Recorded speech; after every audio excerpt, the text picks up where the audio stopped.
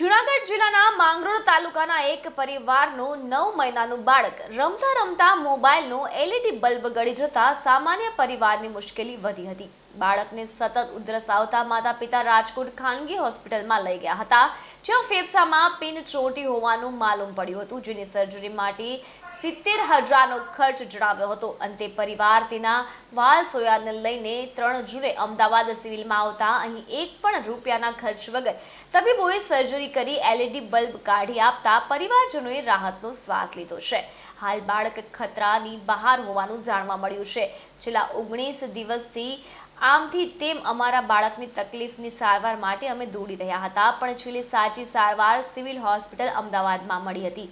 3 જૂન 2025ના રોજ તેને paediatric surgery વિભાગમાં તાત્કાલિક દાખલ કરવામાં આવ્યું હતું। સિવિલ હોસ્પિટલ અમદાવાદના ડોક્ટર્સ દ્વારા બાળકની બ્રોન્કોસ્કોપી કરી જમણી તરફની મુખ્ય શ્વાસનળીમાંથી એક એલઈડી બલ્બ સફળતાપૂર્વક બહાર કાઢવામાં આવ્યો।